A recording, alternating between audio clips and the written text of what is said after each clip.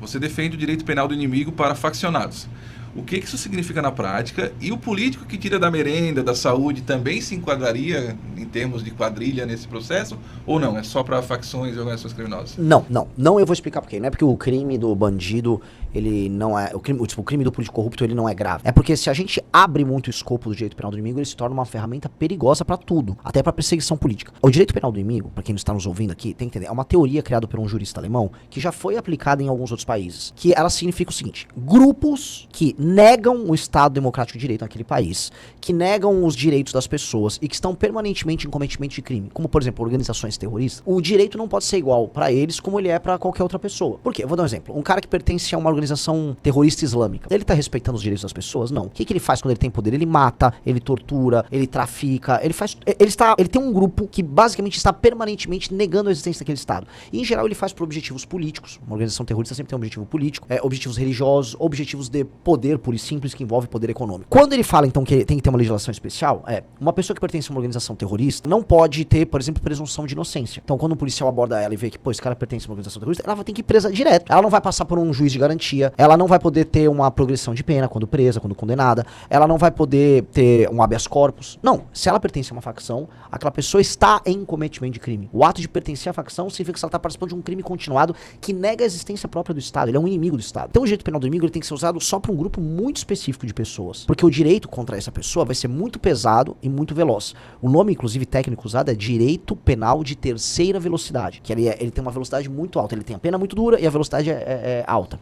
Pois bem, se eu fico enquadrando qualquer coisa nisso aí, já uma pessoa que tem uma opinião política diferente é enquadrado. Por exemplo, agora tá passando esses projetos lá, passou um projeto com voto da direita, né, voto do Flávio, né, o PL da misoginia, em que qualquer um que fale qualquer coisa que não seja vista pelo movimento feminista como adequada, tá incorrendo em um crime similar à injúria racial, que é inafiançável. Pera, então vamos lá. Esse cara pode ser enquadrado também no direito penal do inimigo, que aí a esquerda faria. Não pode. Então a gente tem que fazer um enquadramento muito simples, que inclua as facções criminosas, e apenas as facções criminosas, e eventualmente um grupo terrorista que apareça no Brasil.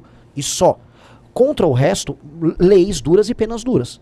Então, contra um político corrupto, penas muito duras. Investigação pesada, Polícia Federal independente, COAF independente. E aí, esse cara roubou merenda, vai ficar preso por muito tempo. O que eu tô falando esse cara vai ter o direito de defesa dele? Vai. Igual se você brigar no trânsito com alguém, dá um socão no sujeito, derrubou o cara, beleza, você vai ter seu direito de defesa. Agora, o faccionado não. O faccionado, ele tá num status especial. O cara que rouba a merenda, ele tem que ser preso.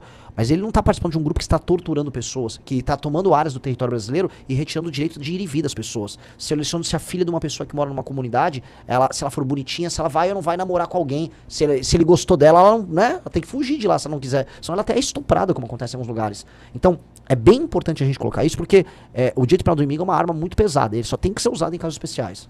E o principal combate às facções criminosas, PCC, Comando Vermelho e outras que estão entranhadas no Brasil? Sim. Se você não criar essa excepcionalidade, você não vai conseguir derrotar eles. Porque, veja, se a gente muda as leis penais, as leis de processo penal, o que nós vamos fazer, ou seja, a gente aumenta as penas e acaba com aquelas mamatas de tipo progressão de pena, saidinha, você consegue diminuir o crime. Acho que o crime vai começar a cair. Porque o bandido, ele tem que ter certeza da punição e ele tem que saber que as penas são altas. Primeira coisa. Então, nós temos que fazer isso. Só que as facções, elas estão muito poderosas. A gente ficou sem fazer nada contra elas por décadas. E agora o PCC controla, assim, de áreas do Porto de Santos, Baixada Santista, tem grandes empresas fazendo lavagem de dinheiro, é um complexo multibilionário.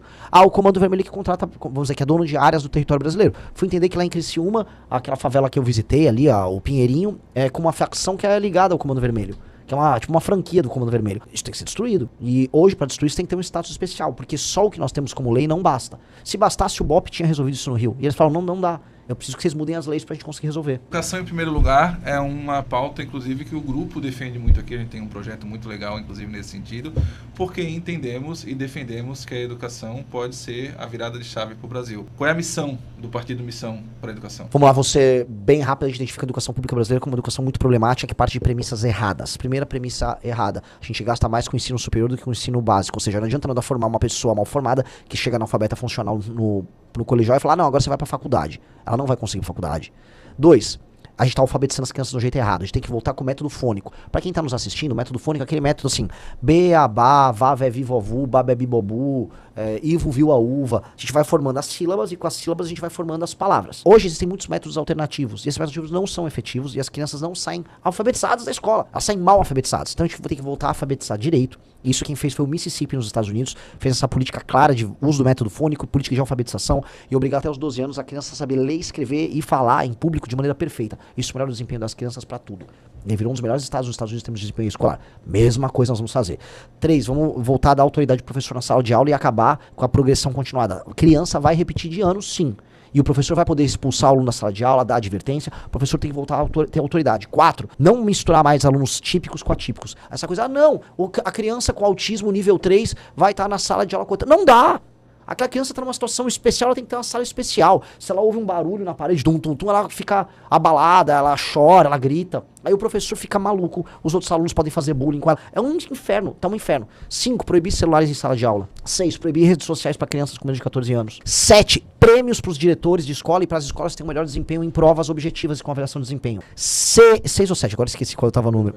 7, 8, desesperadamente, prêmios para as famílias que têm os seus filhos com melhor desempenho. Então, se um filho tem um desempenho escolar medido por prova superior, a família vai ter um prêmio. Sabe por quê? A gente vai fazer as famílias mais humildes darem valor à educação e participar da vida do filho na escola. Porque muitas famílias humildes no Brasil não veem a educação como um valor. Não veem. Nos lugares mais pobres, as pessoas veem a educação, por vezes, como um lugar em que você taca o teu filho para comer merenda.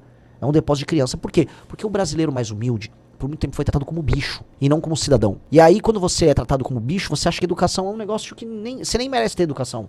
E a gente tem que fazer essas pessoas... Então, eu vou falar, você tem uma família mais humilde, você tem um filho que tá tirando uma nota alta na escola, você vai receber um prêmio de R$1.000, R$2.000 no ano. E, por último, crianças que estiverem indo muito bem, já no 5ª, 6ª série, você separar essas crianças e você dar uma bolsa nas melhores escolas para que elas possam concorrer em igualdade de condições com crianças de escolas mais ricas, mais caras. Para encerrar, até porque você vai ainda fazer uma gravação com o Ronaldo Santana aí para um conteúdo para a gente colocar na Rádio Monte Carlo em breve. O Brasil tem jeito ou o plano é ir para o aeroporto, como muitos jovens dizem? O Brasil tem jeito, cara. O Brasil é para ser uma das 5 maiores nações do mundo. Eu falo isso com tranquilidade. O Brasil só não será uma das 5 maiores nações do mundo se nós formos covardes, tá? Covardes e não encaramos o nosso futuro. O Brasil tem território gigantesco, igual a Rússia tem, a Índia tem, a China tem, os Estados Unidos tem. O Brasil tem mais de 200 milhões de habitantes, igual todos esses países, menos a Rússia. Mas a Rússia tem mais de 130, 140, por aí. O Brasil, ele tem recursos naturais gigantescos, igual esses outros países têm. O Brasil tem um PIB relevante, são em reais 12,7 trilhões de reais de PIB. Ou seja, ele está enquadrado nesse universo das grandes nações do mundo. Só que o Brasil não é visto como uma das grandes nações do mundo. Então, se a gente olha o Brasil como uma grande nação do mundo, ele será um grande lugar para se viver, para construir família, para você construir empresas, para você entender aqui como um polo exportador de cultura para o restante do mundo. Só que a gente não se vê assim. A gente se vê como um lugar podre, reles, que as pessoas chamam de bostil, tomado pelo tráfico, sem ambições. Temos que reativar essa ambição. Se tem ambição, os mais jovens vão construir algo grande. E tudo que um jovem quer construir é o legado dele, é a história dele, ter a aventura de viver. E as pessoas, quando desistem do Brasil e vão fazer isso em outro lugar, elas estão desistindo de um sonho muito grande. E eu quero reentregar esse sonho pro brasileiro. Falta se posicionar do tamanho que o Brasil é. É óbvio. Se você fica imaginando que você vai ser eternamente um coitado, você é um coitado. E a gente tem que pensar, não, a gente não é um coitado. A gente é para ser uma das 5 maiores nações do mundo. A Índia é um país muito mais problemático do Brasil. Sistema de castas, não tinha saneamento básico, população muito pobre, uma população ignorante em muitos termos, uma religião complicada em muita coisa. A Índia nunca aceitou a posição dela de nação pobre. Ela falou, não, nós seremos uma das grandes potências. Todo mundo riu. Estão indo agora pra Lua. Então, estão crescendo, a nação que mais cresce no mundo aí. E aí? A Índia tá no jogo. A gente vai ficar de fora? Cansado de torcer para políticos que não têm uma página de projeto escrita? Se você busca profundidade, técnica e a coragem de quem estuda o Brasil de verdade, seu lugar é aqui. Inscreva-se no @14cortespolítica e acompanhe a construção da única alternativa real ao sistema.